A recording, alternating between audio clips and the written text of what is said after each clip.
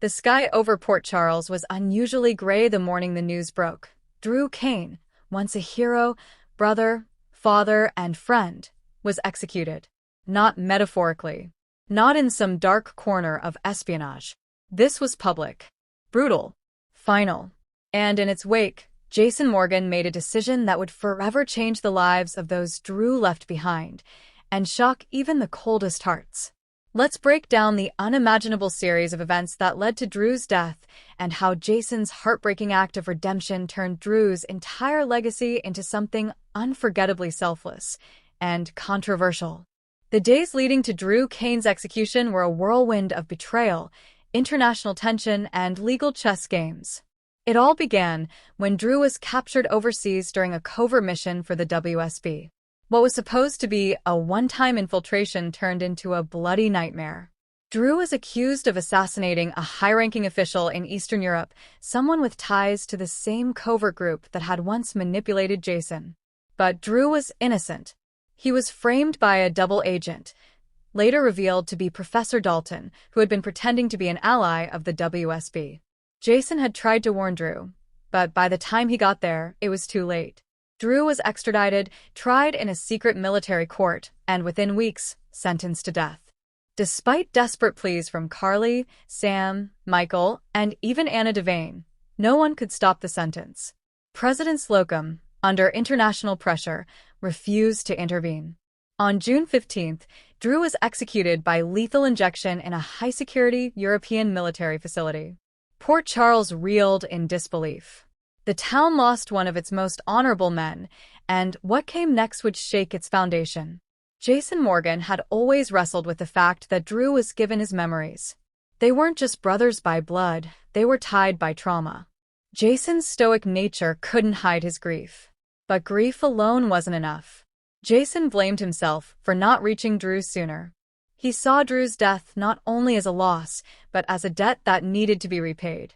And so, Jason made a decision, one that no one saw coming.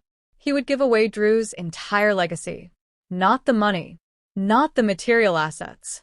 Everything Drew believed in, his businesses, his charities, his trust funds, and even Scout's inheritance, would be dismantled and repurposed for what Jason called the Redemption Initiative. And the town was furious. Carly was the first to confront Jason at the safe house. "You're just going to erase everything he built," she screamed. "For what?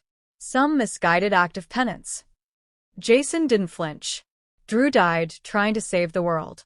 Let's make sure the world remembers him for it.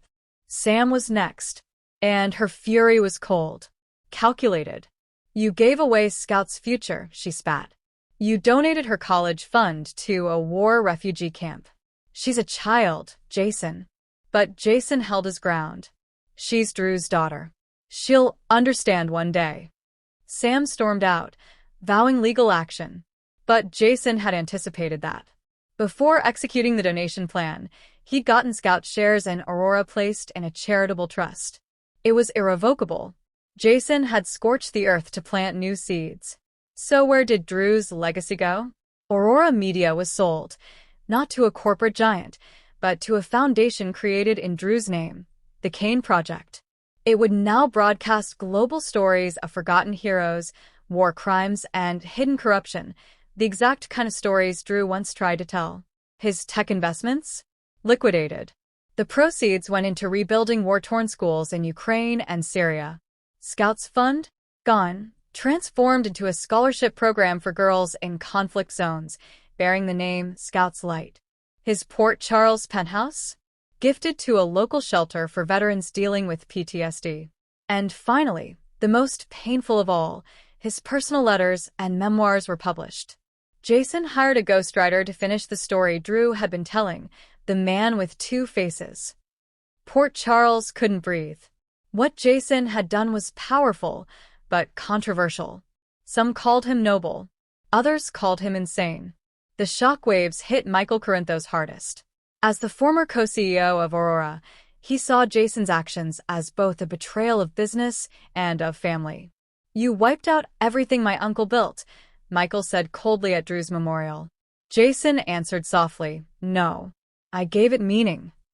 Willow, however, was torn. As a mother, she sympathized with Sam. But as someone battling cancer and reevaluating her own purpose, she saw something deeper. Jason gave Drew's death purpose, she told Michael. Wouldn't you want that too? Their differing views caused a fracture in their marriage, one that may not be reparable. A week after Drew's memorial, Jason received a package, no return address. Inside was a USB drive and a note. He never stopped protecting you. Now protect his last secret. Jason played the drive. On it, Drew confessed something unthinkable. He knew about Project Chimera. Not just knew. He had hidden part of the bioweapon technology in an undisclosed location to prevent it from ever falling into enemy hands again. It wasn't just his mission that got him killed. He was executed to keep this secret buried. Jason stared at the screen, his fists tightening. He now carried Drew's final mission, and it wasn't over. Tracking the coordinates from Drew's hidden file, Jason uncovered a storage unit in Iceland, containing a prototype of the Chimera virus frozen in cryostorage. But he wasn't alone. Professor Dalton had returned. This time, with a new identity and an even more dangerous agenda. He wanted Chimera back, not for power, but for leverage against global governments. Jason barely escaped the ambush with the drive and a sample. The rest was destroyed. Now back in Port Charles, Jason quietly handed the final vial to Anna Devane. No one else can have this, he said. Anna looked at him with haunted eyes. You're continuing his war. Jason nodded. It's the only way to honor him. Though she was still young, Scout Kane had grown more perceptive since her father's death. When Sam tried to hide the truth from her, Scout found the book, The Man with Two Faces. She read every page, asking Sam about the war zones, the loss, the heroism. And when she learned her trust fund had gone to help girls like her across the world. I'm proud of Daddy, she said. Sam wept. Maybe Jason wasn't wrong after all. Carly had been furious. But weeks after the dust settled, she stood at the new Kane Memorial Refuge, a shelter built from the ruins of what was once the Highside Bar. Jason had turned it into a safe haven for abused teens and abandoned veterans. I hated you for what you did, she told Jason, her voice cracking. But maybe this was the only way Drew could really live forever. They embraced. Not in romance, but in shared mourning. Jason had given up everything, including relationships, to make Drew's legacy immortal. And just when the world thought the story was over, another twist emerged. Before Drew's execution, he had quietly signed an agreement. Should his body be retrievable, he wanted to be an organ donor. Miraculously, his heart was preserved. It was given to a man on the transplant list. The man Drew once saved in a war zone now lived because of him. The irony? Curtis was once one of the voices urging Drew to take the mission that led to his capture. Curtis, now fully healed, took over as director of the Kane Project alongside Anna. 1 year later, Jason stood at Drew's final resting place, a memorial stone carved into the side of a mountain overlook where Drew once took Scout hiking. There were no flowers, no press, only silence. Jason placed a single item at the base, the broken watch Drew wore in Afghanistan, the time forever frozen on the moment he was rescued by Jason all those years ago. You're free now, brother, Jason whispered.